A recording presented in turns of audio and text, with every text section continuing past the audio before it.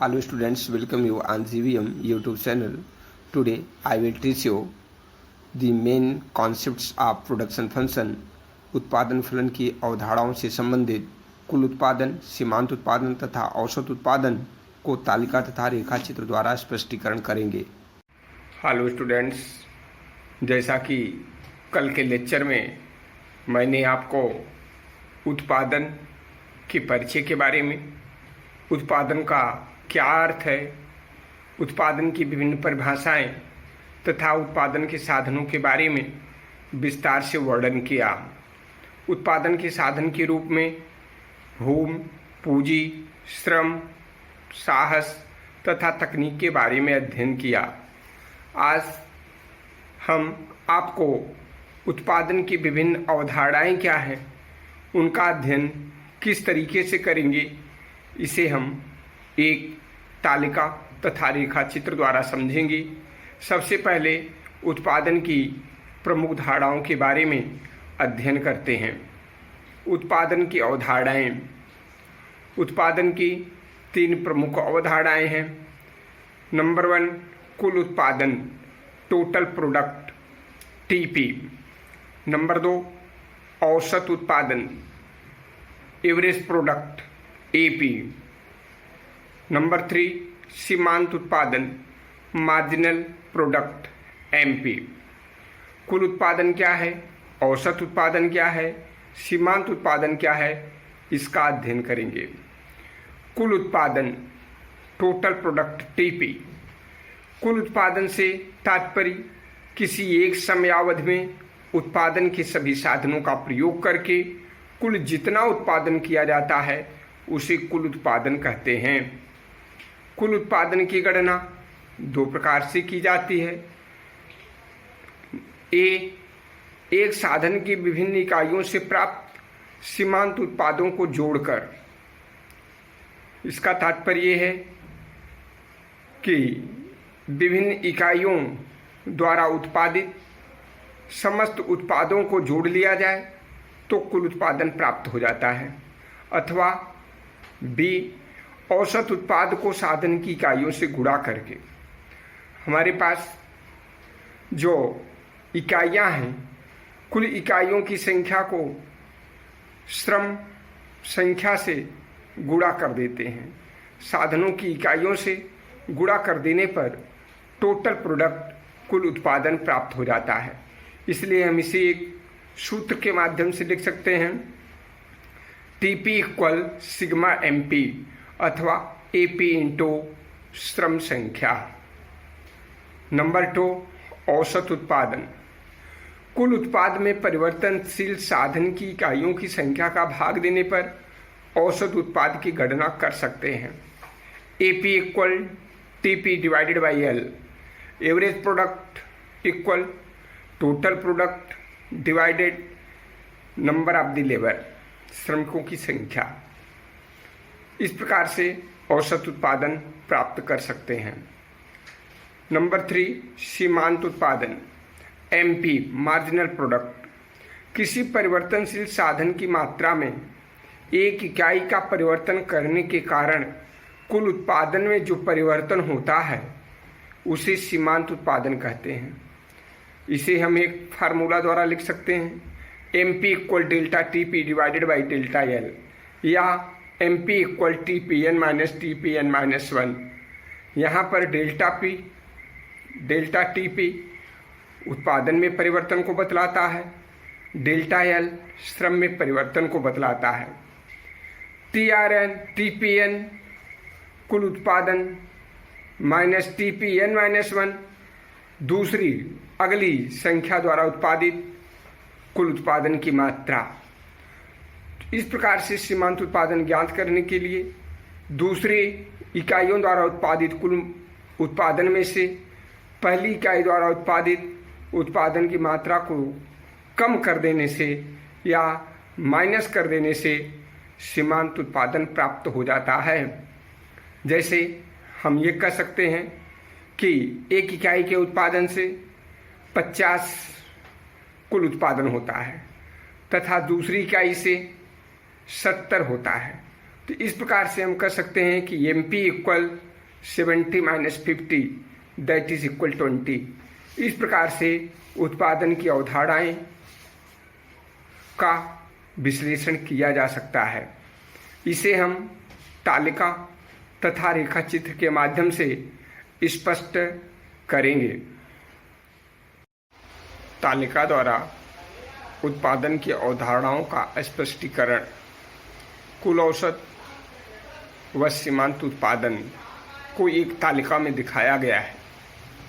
इस तालिका में भूमि हेक्टेयर में, चूँकि भूमि की मात्रा सीमित होती है इसलिए भूमि में किसी भी प्रकार का कोई परिवर्तन नहीं होगा, इसलिए भूमि 5 to 5 हेक्टेयर तक सीमित है।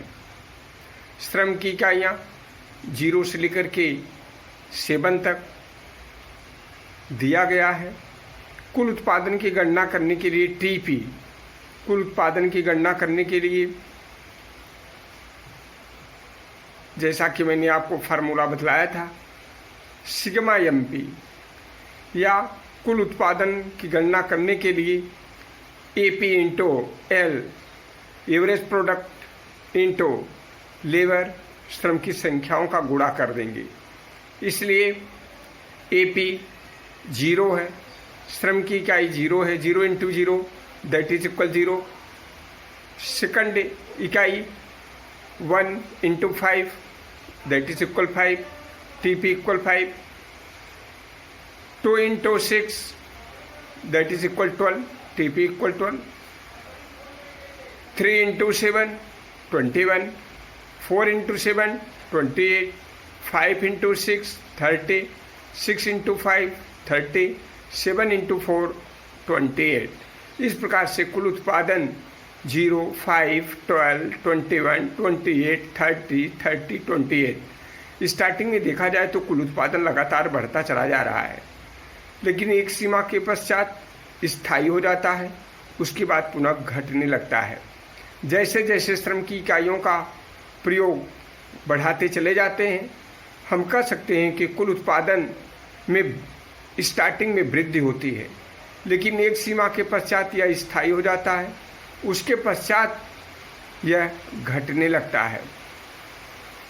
औसत उत्पादन एपी, औसत उत्पादन की गणना करने के लिए AP equal TP divided by L, 0/0 that is equal 0, 5 divided by 1 that is equal 5, 12 divided by 2 that is equal 6, 21 divided by 3 that is equal 7, 28 divided by 4 that is equal 7, 30 divided by 5 that is equal 6, 30 divided by 6 that is equal 5, 28 divided by 7 that is equal 4। इस प्रकार से औसत उत्पादन की गणना कर सकते हैं।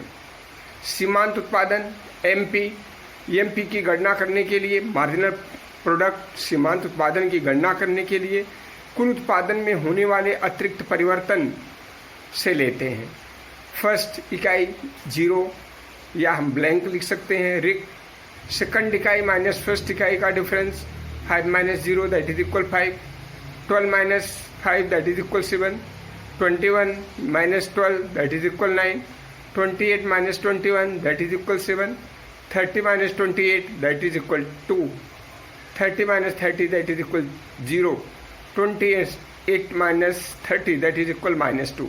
इस प्रकार से हम कह सकते हैं कि औसत उत्पादन में स्टार्टिंग में तो वृद्धि हो रही है, किंतु यह स्थिर हो जाती है, पुनः घटना शुरू हो जाती है। इसी प्रकार से सीमांत उत्पादन के बारे में हम कह सकते हैं कि सीमांत उत्पादन स्टार्टिंग में बढ़ता है, फिर घटता है और घटते घटते 0 अर्थात 0 हो जाता है। उसके पश्चात यह ऋणात्मक स्थिति में पहुंच जाता है। इन सब का कैलकुलेशन तालिका के नीचे सूत्र के द्वारा किया गया है। इस तालिका को कृपया स्टूडेंट ध्यान से पढ़ें, उसका कैलकुलेशन करें और उसे समझें।